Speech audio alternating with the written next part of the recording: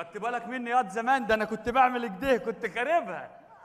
خلاص كده يا دادي البيت كله بقى بتاعنا. تقريبا يا حبيبي. ما تقولش تقريبا يا بابا، ولكن قل إن شاء الله.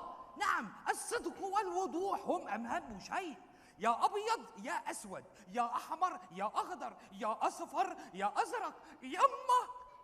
يا حبيبي هو انا باخد رايك في دهانات الشقه؟ ما تعفرتنيش.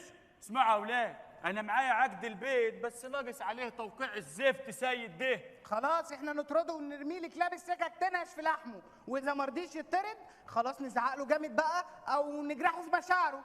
ما ينفعش اطرد سيد يا لولو يا حبيبي. ليه يا دادي؟ اخلاقي يا اولاد، اخلاقي ما تسمحليش ان اعمل كده مع سيد. بارك الله فيك يا دهل.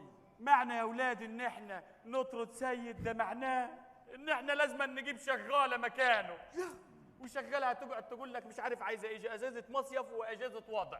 لكن سيد لو راح يومين جمصه مصيف مش هيطلب اجازه وضع. ليه بقى يا دادي مش هيطلب اجازه وضع؟ عشان هو راجل يا لولو يا حبيبي. ايه ده؟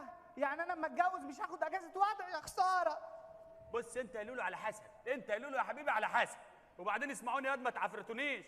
الشغاله دي هتقعد تقول لك عايزه ساعتين اوفر تايم وعايز ياخد بالدولار، لكن سيد ده يوم ما هيتكلم هياخد على قفاه. ايوه انا بقى عايز واحد ياخد على قفاه. ليه بقى؟ لان انا داخل بطوله الملاكمه اللي جايه، وعايز اقول لك ان الملاكم ما هو حاجتين، الشمال بتاعته واليمين بتاعته. الشمال بتاعته لو جلت اليمين ترشع على طول. هو ده عنتر. الله يسلمك يا حبيبي. كده يا ايه رايك يعني نخلي سيد ولا نجيب مكانه شغاله؟ نخليه، لان انا برجع من التمرين مهدود وببقى محتاج حد يجهز لي الاكل على طول بسرعه عشان نسخن بعضينا. وانت ايه رايك يا لولو يا حبيبي؟ لا احنا لازم نخليه، انا ما بعرفش اعمل اي حاجه لوحدي يا دادي. انا بحتاجه يسشور لي شعري ويخش معايا يعمل في الحمام ويعمل معايا كل حاجه، انا ما بعرفش اعمل حاجه اصلا. ولا انا عايزك تبقى زي اخوك يا بطل يا. لا يا عم انت بص، انت عنيف قوي، انا ما بحبش العنف. انا هعلمك يا الملاكم حاجتين، الشمال واليمين. الشمال بتاعته لو جلت اليمين ترشع على طول. ولا ده عنتر. اسمع يا حبيبي اسمع، انت رايك ايه يا عبد التواب؟ نخلي الواد سيد ولا نجيب مكانه شغاله جامده؟ أعوذ بالله. اعوذ بالله، الواد ده طالع لمين؟ انا مش عارف، ده انا كنت خاربها وانا عيل صغير. ما هو واضح على ركبك اهو. يا عايز يخلص. يا أبتي شغالة يعني امرأة أنثى تعيش مع 3 أولاد وشايب، قالوا الشغالة حرام. خلاص يبقى اتفقنا يا اولاد. تعال احنا نخلي الواد سيد يخدمنا ونقعد نجرب فيه لحد ما يسيب لنا البيت والتريلا بتاعت ابوه. موافقين؟ موافقين. نتفق على الكلام ده.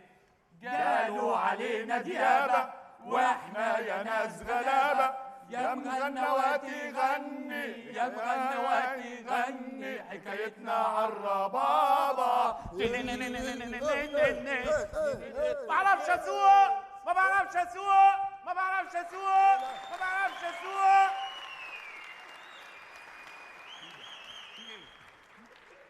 في ايه؟ معرفش مين ده يابا. انا عارف يا ابني يا حبيبي. ما بعرفش اسوق، ما بعرفش اسوق، ما بعرفش اسوق.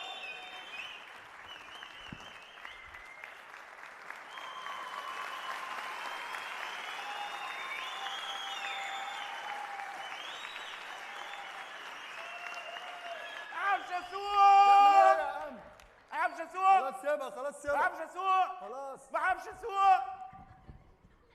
ما بعرفش اسوق. ده سيد تريلا ابن انشراح منافله.